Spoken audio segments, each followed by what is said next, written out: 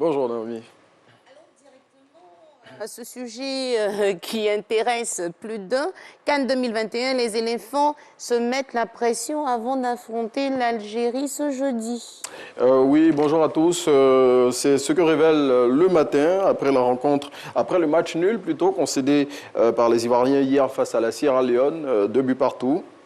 Pour cette troisième et dernière rencontre des matchs de poule, note le confrère, les éléphants sont condamnés à gagner face à l'Algérie pour éviter les calculs. Une mission qui s'avère difficile mais pas impossible, ajoute le confrère, face aux champions en titre qui eux aussi sont condamnés à l'exploit après s'être inclinés hier devant la Guinée équatoriale sur le score de 1-0. Et le président Alassane Ouattara décide d'inviter Joe Biden en Côte d'Ivoire. Oui, c'est ce que barre à une le Patriote, selon le quotidien. C'est la ministre d'État, ministre des Affaires étrangères, Kandia Camara, qui a adressé cette invitation du numéro 1 ivoirien à son homologue américain lors d'un entretien téléphonique qu'elle a eu avec la sous-secrétaire américaine des Affaires africaines, Molifi, en fin de semaine dernière. Quand on parle du match des éléphants, on a des palpitations. Et quand on parle de remaniement ministériel, on a aussi des palpitations. Et on se demande si ce remaniement va véritablement s'opérer cette semaine. Eh bien, c'est la question que pose à sa une le nouveau réveil. Selon le confrère, tout porte à croire que le réaménagement annoncé depuis quelque temps au sein du gouvernement Hachi 3 se fera cette semaine. Et à l'en croire, s'il venait à être effectif, ce remaniement emporterait avec lui de gros bonnets du parti au pouvoir. Le quotidien, qui semble bien introduit sur le sujet, souligne que les tractations souterraines qui ont commencé vont bon train. Et pratiquement dans 2 ans, il paraît qu'on ne va plus reconnaître la ville de Bouaké.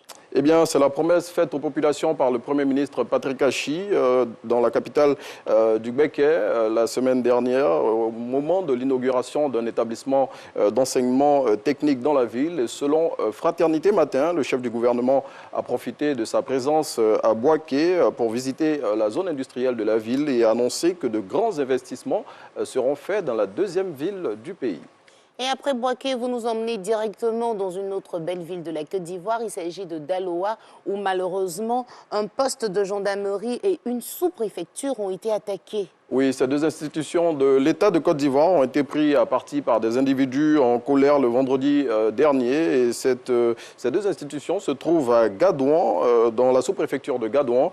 Selon Soir Info, les dégâts ont été commis en ces lieux suite à un incident, j'y suis arrivé, survenu lors d'une patrouille de gendarmerie le même jour dans la ville. Et à en croire le confrère, plusieurs personnes, dont 5 élèves, ont été interpellées suite à ces actes de vandalisme.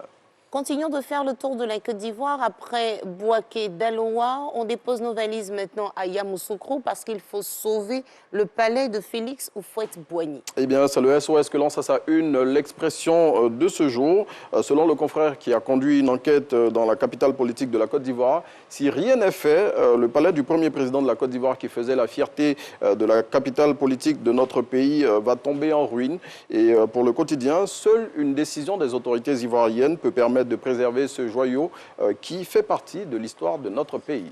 Et Allopolis décide de faire des révélations sur le drame survenu la semaine dernière dans la commune de Koumassi. Oui, l'hebdomadaire d'investigation dévoile dans son numéro de cette semaine les circonstances du décès de 4 jeunes filles dans une résidence meublée de cette commune le mardi 11 janvier 2022. Et selon le confrère, les résultats des autopsies des filles décédées seront connus demain mardi. Et il souligne que contrairement à ce qui s'était dit dans certains organes de presse et sur les réseaux sociaux, la 5e victime qui était dans le coma est toujours en vie. On continue avec les drames, malheureusement, et vous nous en parlez maintenant. Oui, il s'agit de celui survenu dans la nuit de samedi à dimanche. Il s'agit de 7 personnes qui sont décédées dans un grave accident de la circulation survenu vers 4 heures du matin au carrefour de l'église Notre-Dame de la Tendresse à la Riviera Golfe entre un véhicule personnel et un camion de nettoyage des rues. Et selon Soir Info, qui cite le groupement des sapeurs-pompiers militaires, l'accident a été provoqué par le chauffeur du véhicule personnel. Franchement, attention sur nos routes, et on parle de notre décès qui n'a rien à voir, lui, avec des accidents de la route, le président du Mali a tiré sa révérence. Oui, Ibrahim Boubacar Keïta s'est éteint ce dimanche à Bamako, la capitale du pays, retiré de la vie publique depuis son renversement en août 2020 par la junte au pouvoir actuellement dans le pays. Ibeka était médicalement suivi à Abu Dhabi. Il avait été évacué peu de temps après son renversement dans ce pays. L'homme qui a fait 2 mandats à la tête du Mali a dirigé le pays, on le rappelle, de 2013 à 2020. Merci beaucoup Renaud Kobia pour la revue de presse. Amis téléspectateurs, on l'a dit, il a plusieurs casquettes à Matin Bonheur. On va lui permettre de changer de casquette pour se mettre dans la peau du journaliste de Instant Vérité. Et l'invité qui a accepté d'être dans son fauteuil blanc aujourd'hui se nomme Pulchéri Edith Gbalé. Oui Renaud, vous pouvez aller vous appeler.